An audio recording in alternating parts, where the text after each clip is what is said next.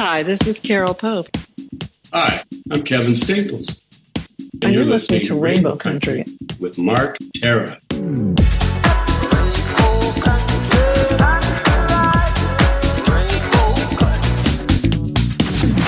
The views and opinions expressed on the following program are those of the persons appearing on the program.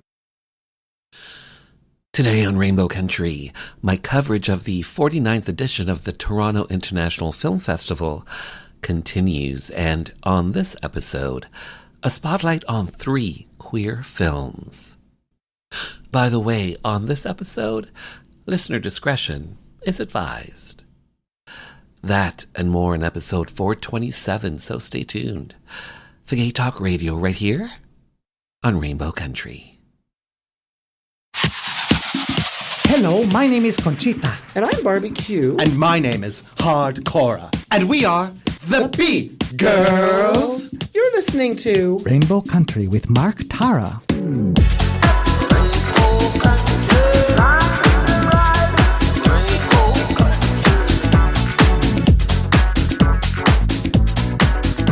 Well, hello, and welcome to a brand new journey through Rainbow Country. As I like to call it, a little gay radio show working to give voice to the Lgbt community and beyond. And as always, I am your tour guide through Rainbow Country. I'm producer and host, Mark Tara. By the way, Rainbow Country originates from CIUT FM in Toronto, and now proudly in syndication across Canada from coast to coast to coast. The Yukon, British Columbia, Saskatchewan, Manitoba, the east coast of Canada in Newfoundland, Ontario, even down to Buffalo, New York, and online. Well, thanks to you tuning in, streaming, downloading, but ultimately listening.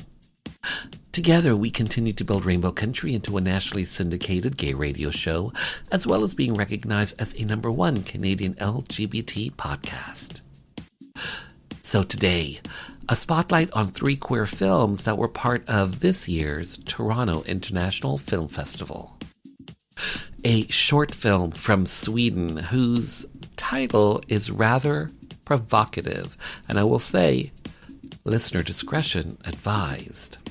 The name of that short film, Fuck Me. Out clubbing with friends, a woman acts according to the roles and rules she's been taught, only to discover that different ones may apply. Joining me to talk about this short film is the film's director, award-winning queer filmmaker, Annette Sidhu. And Went Up the Hill. Jack ventures to remote New Zealand for the funeral of his estranged mother and meets her widow, Jill. I speak with the film's music composer, Hanan Townsend. Plus in hour 2, music from LGBT artists, independent artists, voices that we've come to know and love in classic disco, classic 80s, classic house, and on this episode I'm featuring some classic funk, a bitch track set, and more. All that lies ahead as we start Journey 427 through Rainbow Country, and starting us off, from Thailand, the feature, The Paradise of Thorns. An unmarried gay couple builds a home and a durian farm together. After one partner's accidental death, his family seizes his assets due to lack of legal marriage recognition. I speak with the film's director, writer, and producer, Boss Kunin, and producer, Sandra D. Pongsetasat.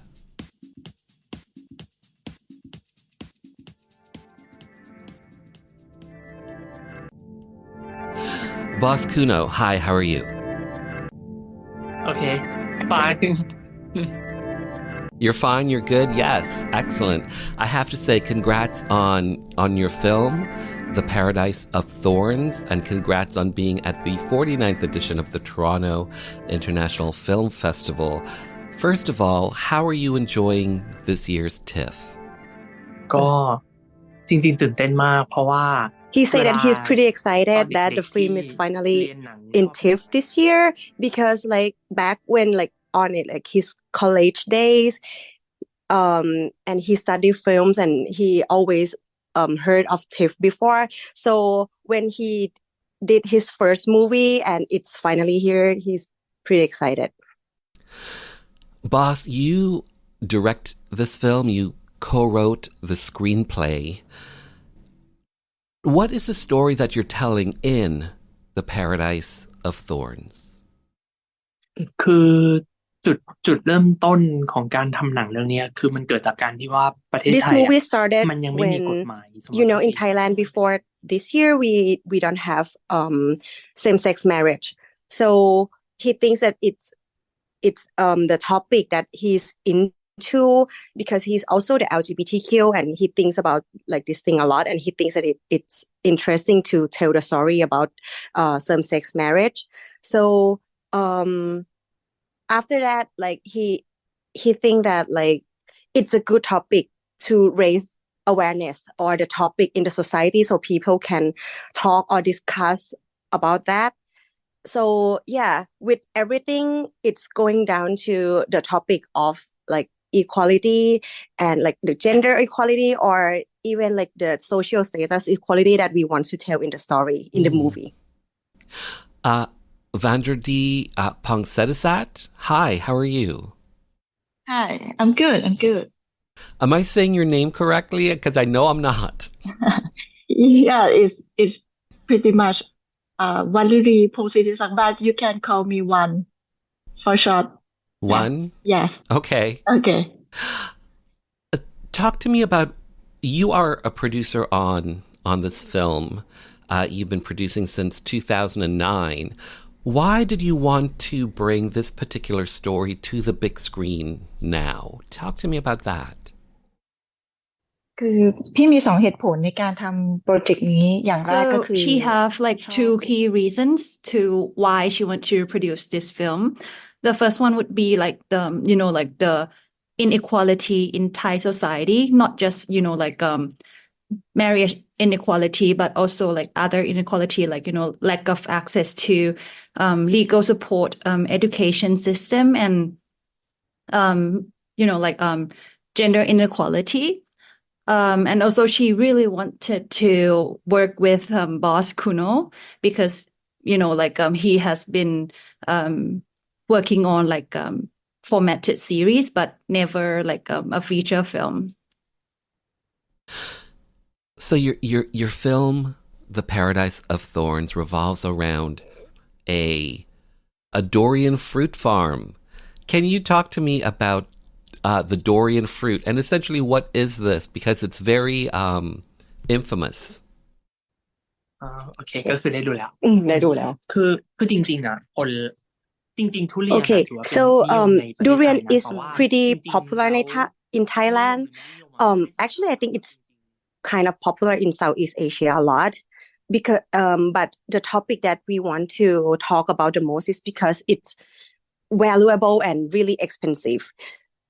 It's expensive because to grow a durian you need to have like 5 years to grow the tree, the durian tree, and then when you hit like the 5th year, that's when you can actually like collect all the fruits. So you have to spend like the whole 5 years getting nothing until like the 5th year, then you can really get something. So he wants to present this timeline along with like the story of the couple in the movie, that they build up their relationship and they help each other throughout like the whole 5 years to create like their bond between each other. And that's the base of the storyline that makes this story valuable to the protagonist. So he actually like bonding with the durian itself also. So and he actually add that like we try to find like a lot of fruits to fit with the movie because we want to start with like the land that being taken, but the land itself is not valuable as much as like the fruit farms or the house itself. So we try to find a lot of fruits. And yeah, so we going with durian because like, the story of durian is pretty extraordinary, and we think that it really fits the movie. So, Boss, the very opening of the movie, where the couple, the two men, where they're searching for something and then they find what they're looking for, and there's a big scream of excitement. The very opening is very, it's interesting, it's intriguing, but it's also very funny and touching all at the same time. Was the very opening of this film always meant to be what it is now, the way that it does open now? Was that always the way that it was intended to be? ก็จริงมันเป็นอย่างนี้ตั้งแต่ไอเดียแล้วครับ So คือว่า the ด้วย story has ตั้ง been ต้นข like องไอ this เดีย since กำลังจะพูดถึงความ when he thought about the idea of the whole movie, because personally he wants to talk about the love between two men that work together, like working on the durian process together. So, and one day, like, one person died, and that person family came in to take the whole thing from the other person. So this is the whole idea. This is the tagline that Boss came up and talked with Vanvadi since the start. So when he continued working on the script writing, he still keep the whole idea with the script from the beginning. And he think that like he wants to talk about the pure love of LGBTQ and leads everything into like, the disaster at the middle and the end of the story. So the first 5 minutes, it's really important to talk about like, the true love that will continue throughout the movie. So people can feel it and can see it and can relate with it. So we can continue like, the whole story or the message that we want to talk about the movie. So, one, the title, The Paradise of Thorns. Is there a particular story that goes along with choosing this particular title, The Paradise of Thorns? Why this particular title?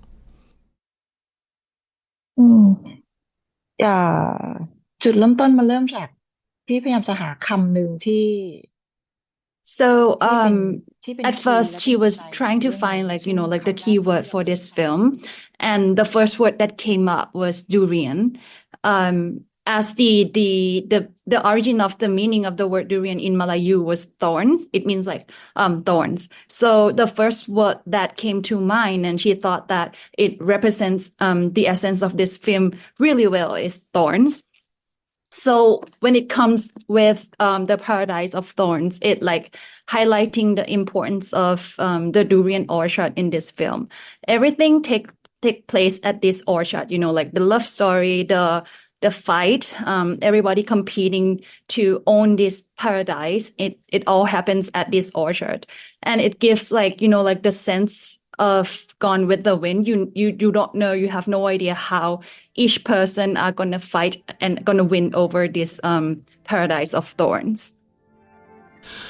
Well, I have to say, to Boss and to One, well said, well done, well filmed, well made.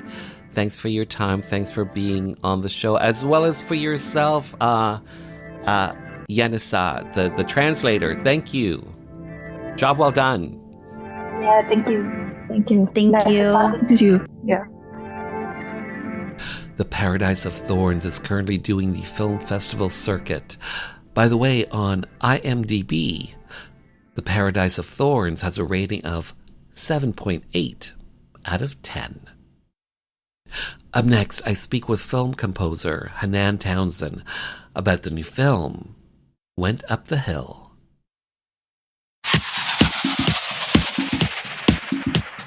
Hi, this is Michael Anthony Alago, music executive, photographer, author, and you are listening to Rainbow Country with Mark Tara.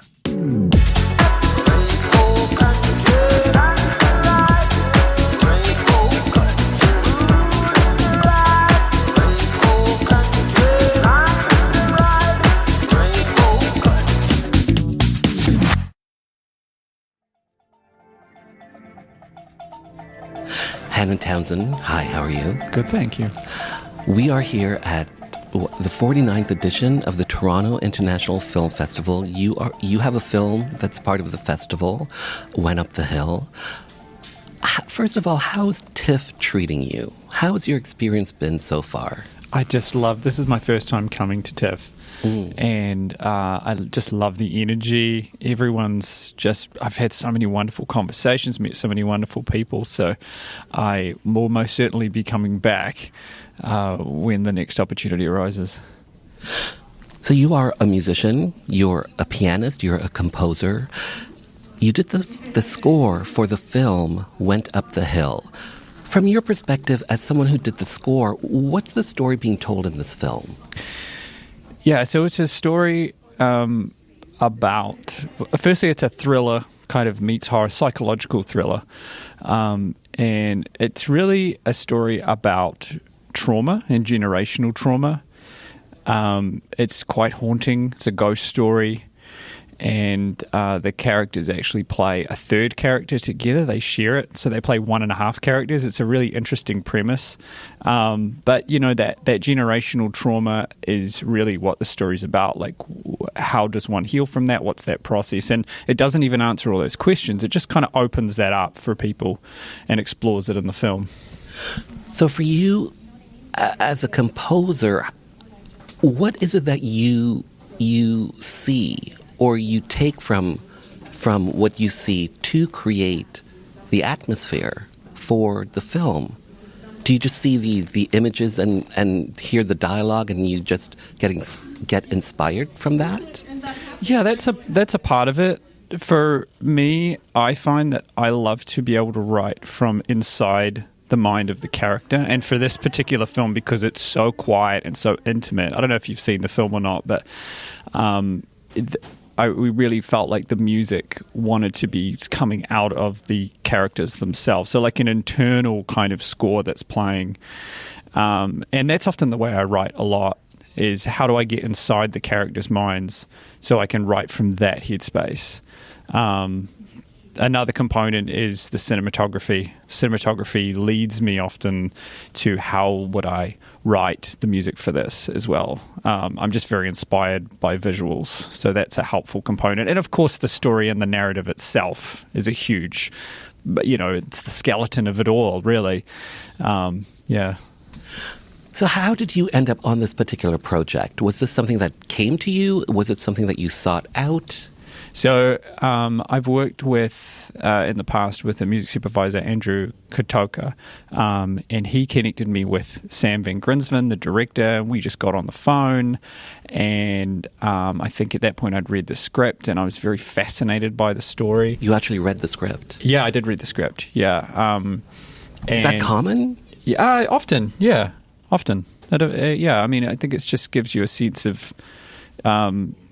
the story and how it plays out. And obviously it's not going to tell you specifically all the details of how it's going to look and how it's going to feel, but just the, you know, understanding the skeleton of the story.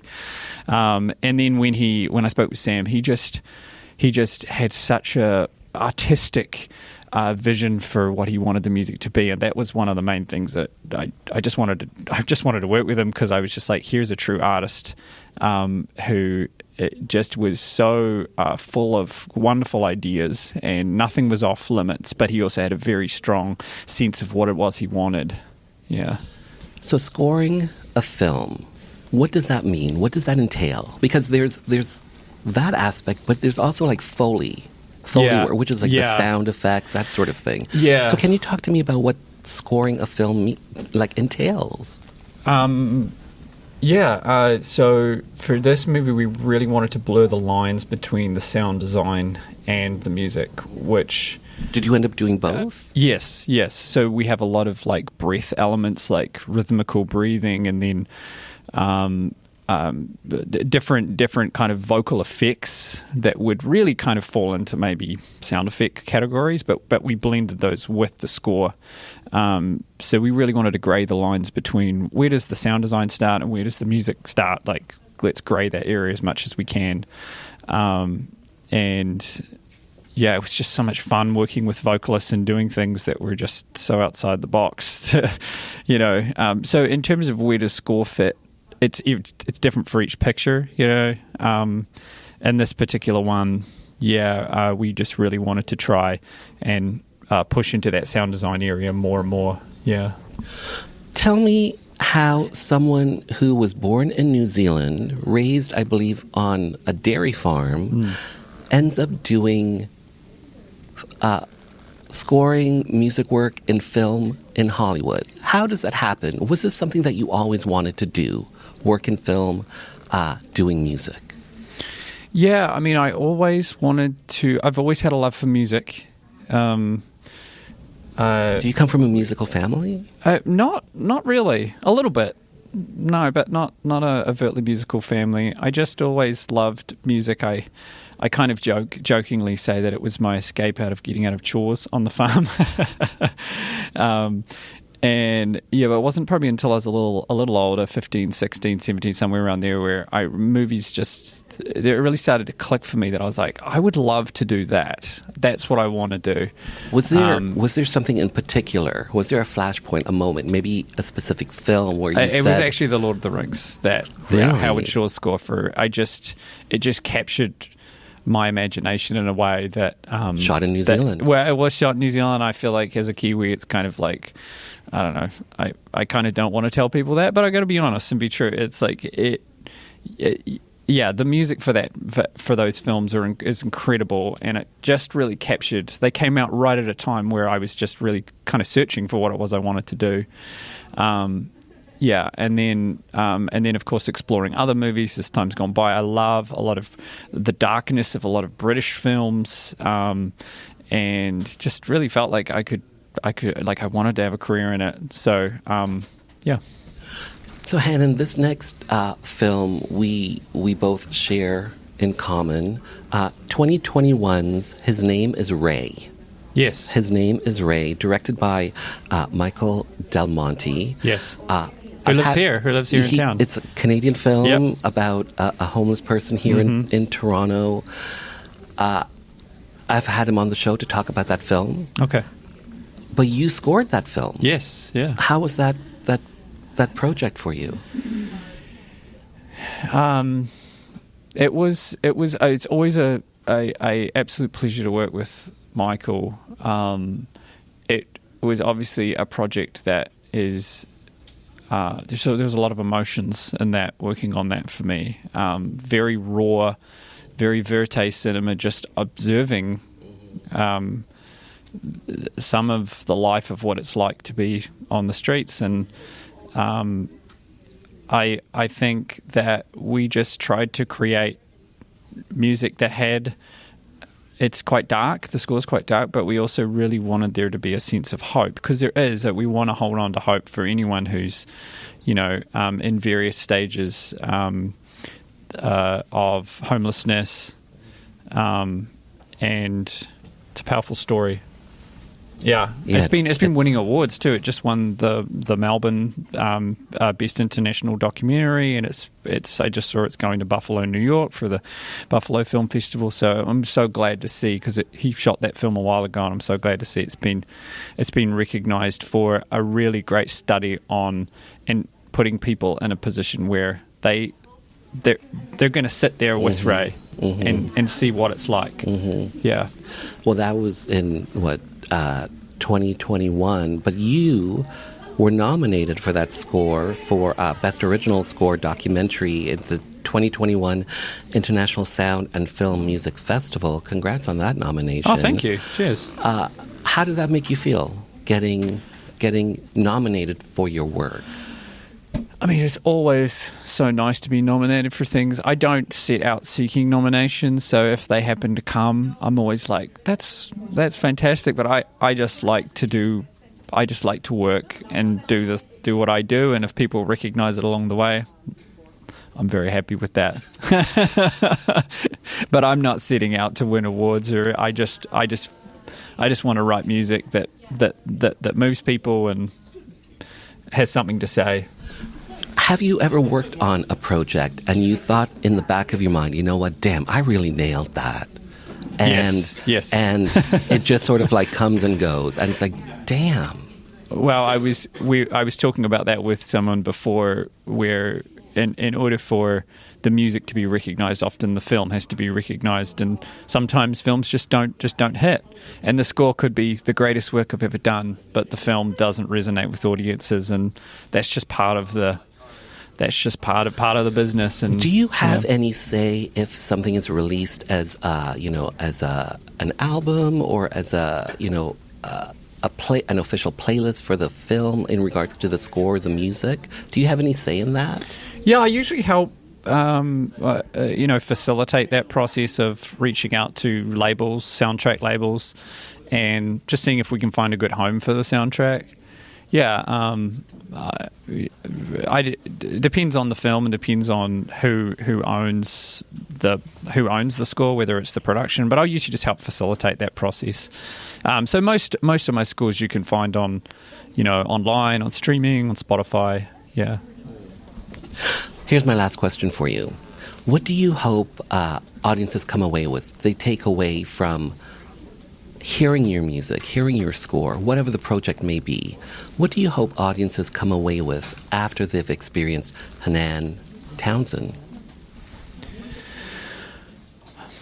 Well, I work on a lot of different projects in a variety of different genres, but a lot of people just say that I have a spiritual sensibility in the music I write, and I would say that I would hope to think that my music gives people a sense of curiosity towards the mystery of all of that, and that it maybe gives people a little hope.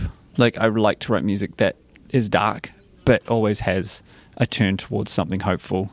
I hope that resonates with people. I can't dictate how people take my music, but yeah.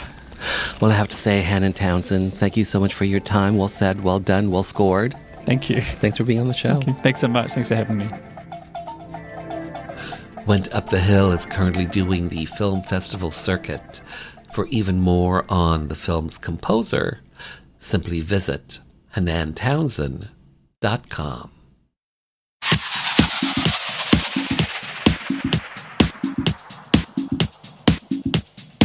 Hi, everybody. This is Gino Vanelli. You're listening to Rainbow Country with Mark Tara.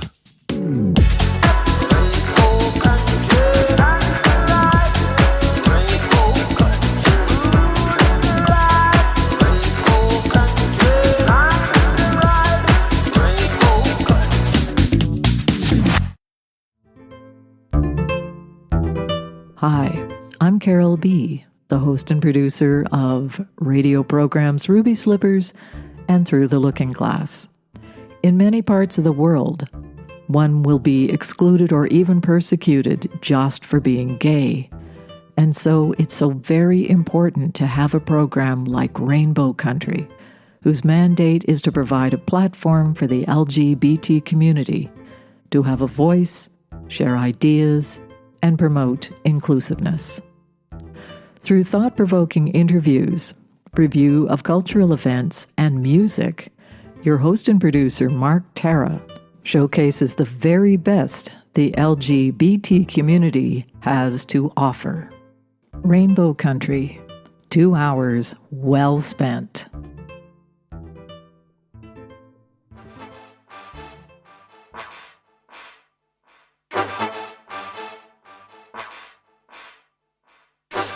In June 2014, I was fortunate enough to cover North America's first World Pride that took place in Toronto.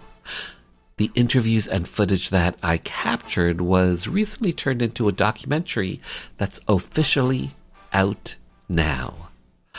A Different Kind of Love is the name of the documentary and can be found on Out TV and Out TV Proud, which is available on Apple TV and other streaming platforms. So, as you may know, in June, I won the Out Loud Best in LGBT Radio Programming from the NCRA, the National Community Radio Association. I received that honor for my episode on Operation Soap, the bathhouse raids that happened on February 5th, 1981.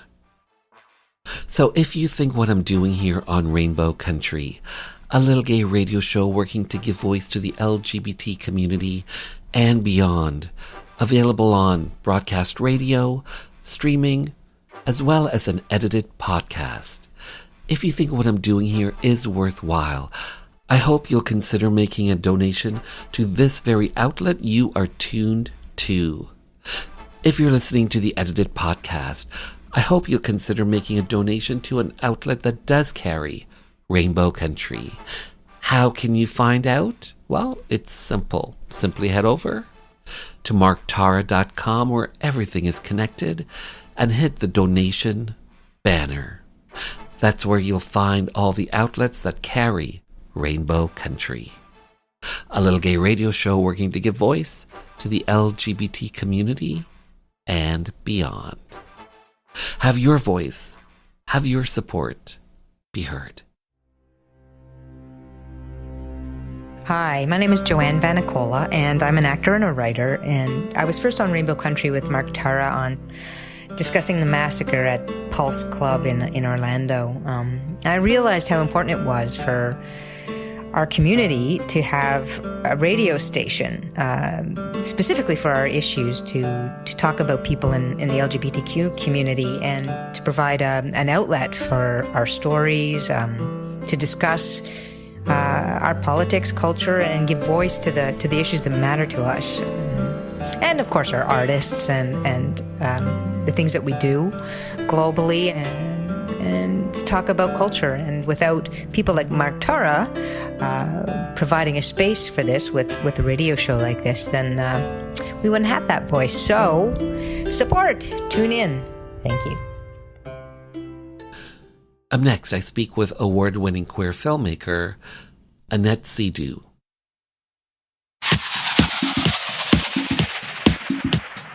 Hi, I'm Garrett Conley, author of Boy Erased, a memoir.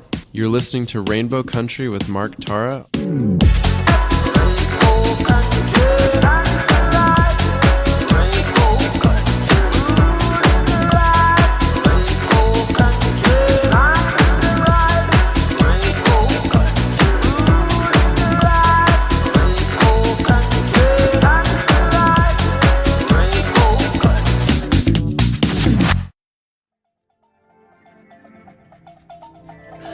Annette Seydoux. Hi, how are you? Fine, thank you. It's amazing to be in Toronto. I just love it. First of all, am I saying your name correctly? Annette Seydoux? Seydoux. Annette Seydoux. But maybe in English it will be Annette Cider. I don't know. Actually, it means pages if you translate it. So pages. Yeah, sometimes when I was at a festival earlier, they did somehow translate it, so it said Annette Page, and I was like, Ellen Page, Annette Page. Yes, I can do that. Oh, okay. You, first of all, thank you for your time, and thank you for being on the show. You have a short film, part of the 49th edition of the Toronto International Film Festival. How has your TIFF experience been so far? Oh, amazing. I mean, this is a great festival. I'm part of the Shortcuts program, and there is just so many amazing filmmakers, and it's a great program, amazing films as well. So I'm really happy to be here, to be invited.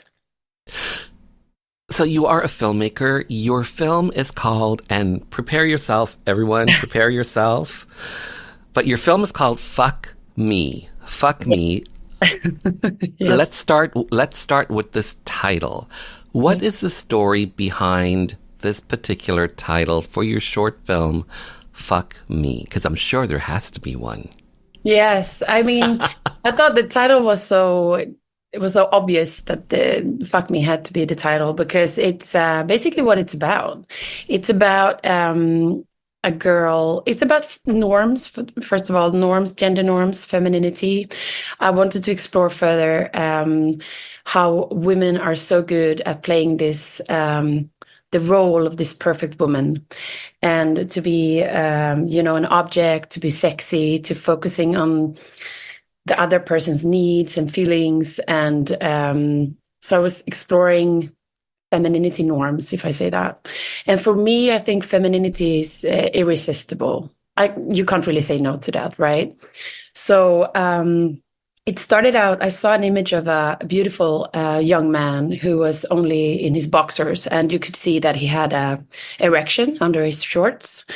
And he was laying backwards with arms crossed, and he looked really passive. Very beautiful. And I was looking at this image, and it looked like he wasn't on his way acting on his erection. And couldn't really believe in this image. I was like, a horny man saying no to sex. What is that? Is that possible? So it got stuck with me, and I wanted to explore the situation behind the image, like who was there with him. And I thought, if it's a woman and if she's playing, she's doing everything right, she's playing this role perfectly, what would happen? What would she feel in this situation? So that was the start, I think. And then Fuck Me was just, I also had, I was here with my previous film, Fuck You, a couple of years ago. So there is a connection between those films, absolutely. Uh-huh. Yes. So, okay. So did you get any pushback when it comes to the title for your 2024 short, maybe even as well as your 2018 short? That one was called Fuck You. That was an award-winning short. But this one, because I'll share a little story with you. Last TIFF, there was a Canadian feature that was called Pussy, and it had to change its name. And it changed its name to Soft. So, did you get any pushback? This is the world premiere, and no, not so far. I know that it's much harder to sell a short film with this kind of name. Like we had that problem with Fuck You, and sometimes festivals and TV channels and other places don't want to buy it because of its name. But for me, since I made Fuck You and it went very well, and I was like, this name is so perfect for the story. That's what it's all about, basically. And so, it's worth it. Even if I miss out on some things, I think also it stands out in a way. And people can also see what I do as a filmmaker, how I work, like it's connected. And also there is a third film coming. It's a feature film. But is that called Fuck Us? Fuck yeah, I don't know. I haven't actually decided exactly what to call it, but because I think it's more problematic with feature films. So maybe that's why this other film, Pussy. What was the name? Pussy. It was called Pussy, but they had to change it to Soft, and it was a feature. Soft. Oh my God! They changed from Pussy to Soft. Correct. Wow. Well, I think feature films, it's a bigger market for those films. And I think that's, maybe. So that's why I don't know what to call the third film. But I'm thinking about somehow getting in a F. I don't know how, but we'll see.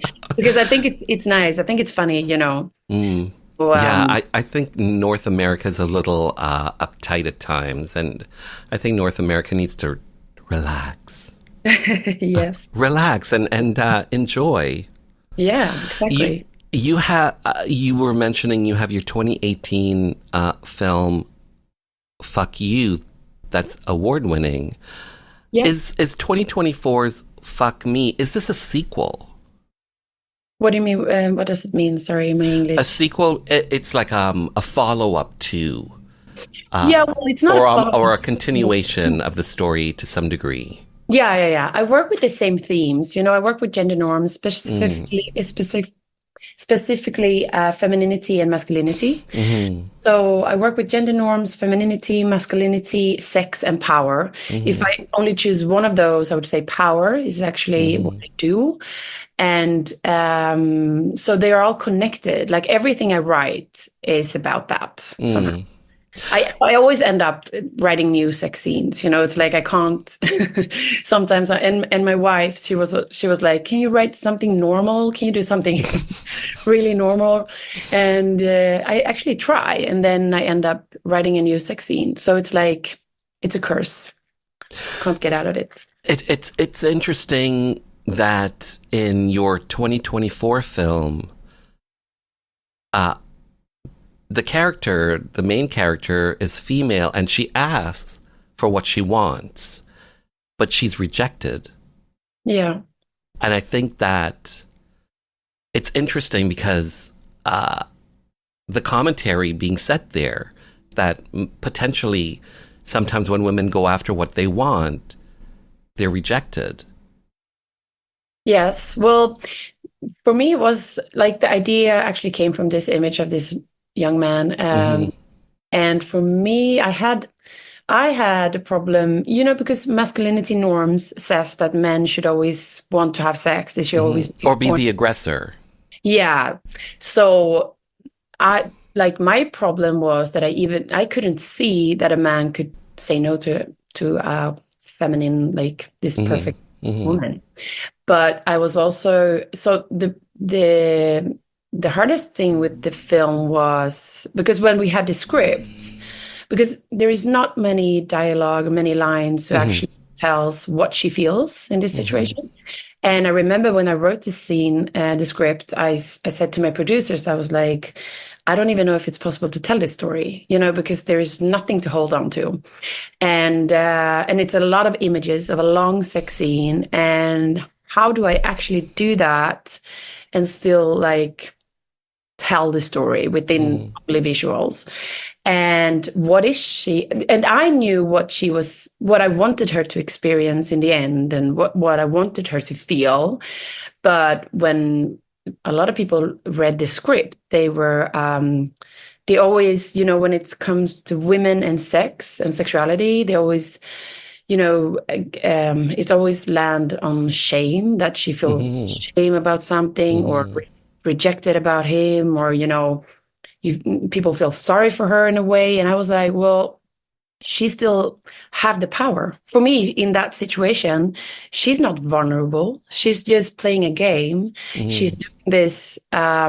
She's just following the gender norms. She's just doing what she learned since very young age, to grow up as a girl, So for me, it was the opposite. Basically, that she still have the power, and it's more of a, she gets surprised that a guy actually, because what is happening in this situation, he actually sees her. He's a giver. He actually is a feminine energy in that room because he wants to give her pleasure. He's focusing on her.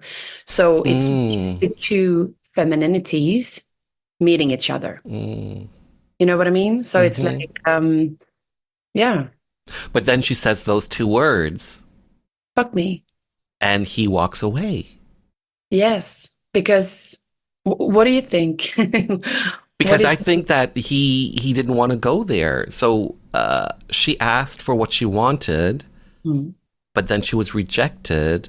And sometimes I think that, I mean, this is what I took away from the film. Sometimes, not all the time, but sometimes when women know what they want, and they go after what they want, they can be perceived as, aggressive, shrill, a bitch, and can potentially be rejected. Yes. Right? And so I think at the very end, that's what happens to her. And she's rejected by asking for what she wants. Yeah. I mean, in a way, you're not supposed to be that driven as a woman. You're supposed to be passive, and the man should be the one who drives the situation.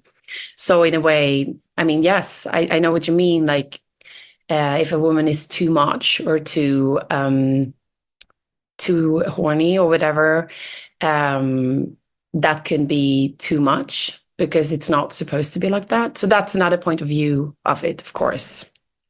Do you see yourself as a provocative filmmaker? No, actually not, because I remember when I did Fuck You, I did a film who was really like, it was just my world, the knowledge I've gained from my teenage years and until now. And people said it was really provocative. And I was like, okay, well, is it? I didn't see that at all. It's not something I'm seeking for. I'm just want to create, first of all, I want to create dream. That's why I work with fiction and not documentaries. And I want to create empowering stories. I want to lift up what I think is the problem, which is like norms, basically, and hierarchies and power and these rules that we all are following without even, sometimes we don't know it. The expectations we put on each other, especially in a sexual situation, we have so much expectations. And in a sexual situation, it's also like a lot of things is about like, what is to have great sex? What is good sex? It's a time frame as well. Like how long should we have sex? How should we have sex? Like what can actually happen? And I think sex should be the opposite. It should be to explore the now with another person. So I think these norms, these hierarchy, these rules that we are following can be really toxic in a way. A lot of your films tell LGBT stories. For you as a filmmaker, why is it important for you as a filmmaker to tell queer stories? First of all, I'm queer. I'm pansexual, I would say, or lesbian, or I don't really know, but I'm not heterosexual. And I think a lot of times I get this question from people in Sweden who is working with film, who has money and power, and they ask me, why don't you do lesbian stories? You're together with a woman, why don't you do that? And I always answer like, well, I don't have a problem with that. Film is about problems, right? And I love lesbians. I love trans. I love gay. I love that's wonderful. Like that's life. That's what I want, but films is about problem. And I think my first issues, when I was a little girl, actually, what I met was the norms and how I didn't really fit into this, to be this perfect girl, and how I noticed that I did change a lot when I was hanging out with my friends, like girlfriends, and we had fun. And then suddenly when we were hanging out with the guys, how all of us just changed and became something else. We were not supposed to be funny with the guys because they were supposed to be funny and we were supposed to laugh at their jokes, basically. So all of these things has been with me for, as long as I can remember. And that is my biggest issue with this world. This very, very small roles that we should play. And I think, if I have a message, it's that I believe that we are everything. I believe that we are, whoever you are, you're both feminine and masculine, and you can vary between those. And to love the extreme, I think it's super sexy with femininity and masculinity and everything in between. And I think that we have to, be whoever we want to be, basically. So, and I don't see that in this society. I don't see that we can be that. I see that we expect a lot of a woman and of a man. So we're basically in the same jail. It's the freedom is for me to be able to be whatever you want. Well said. Well said. I have to say, Annette Siduth, well said, well done, well filmed. Thank you for your time. Thanks for being on the show. Thank you. And thank you for watching the film and for very nice talking to you. Fuck Me is available on Mubi.com. And for even more, simply visit forgetproduction.com. marktara.com. If we think of the 1970s as the period where the gay community was trying to get noticed, the 1980s was the time when we actually got noticed and started getting seriously slammed. The cops had never been happy with Trudeau's 1969 decriminalization. If you look at historian Tom Hooper's work, you'll see that arrests of gay men actually increased across the country after decriminalization. Remember, this was way before apps. If you wanted to hook up, baths or bars were the best places to go, so those were the places that police targeted. There were a series of bath and bar raids in Montreal and Toronto and Edmonton and Ottawa and other cities. The Toronto bath raids of February 5th, 1981 are the most famous. When Toronto's pro-gay mayor John Sewell and the first openly gay candidate for city council, George Hislop, were both defeated in the municipal elections in 1980, the cops figured we were vulnerable and swooped. They smashed into most of the city's gay baths, trashed the places, and arrested almost 300 men on a range of charges. It wasn't just the baths, they were also hassling the bars on concocted liquor license violations, and they were busting individuals and bookstores for porn. Basically, they were trying to shut down the gay village and recriminalize homosexuality. But that night when they hit the baths, they bit off more than they could chew. In Toronto, for the first time, the activists and the small business people and the normally non-political bar and bath patrons all came together in a series of massive demonstrations. We raised money to fight the charges in court and won. We made common cause with Black and South Asian communities who are also experiencing police brutality and harassment, and we demanded community control of the police. We called for changes to the criminal code to get rid of antiquated laws that still criminalized sex. That new community unity also laid the foundation for dealing with the next crisis that was about to affect us all, the AIDS epidemic. This is Tim McCaskill, a gay liberation dinosaur from another planet and author of Queer Progress. Bill 7, to ban discrimination in employment, government services, and housing, based on a person's sexual orientation, was up for a vote at Queen's Park. Most NDP and Liberal MPPs supported the bill, but without some progressive Conservative legislators' backing, a divisive split could rack the province. 4 PCs decided to break party ranks to vote with their conscience and support Bill 7. Cabinet Minister and MPP Dennis Timbrell did it to show solidarity for his beloved brother, the well-known drag queen Rusty Ryan. And for me, a gay politician who was not yet out, I had to take a stand. We were known as the Gang of Four. I'm former Cabinet Minister and MPP Phil Gillies. The date, December 2nd, 1986, when LGBT rights came to Ontario. And just like that, this little gay journey through Rainbow Country has come to an end. For the full 2-hour episode, simply head over to marktara.com where everything is connected and hit the archives banner. To keep up to date with the show, check out my socials at Mark Tara.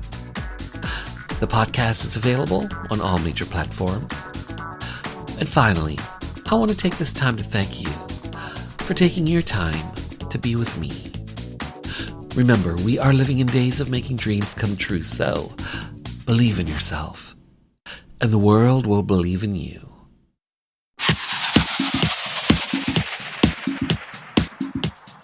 Hi, everyone. This is Mark Tewksbury, Olympic champion, leader, humanitarian.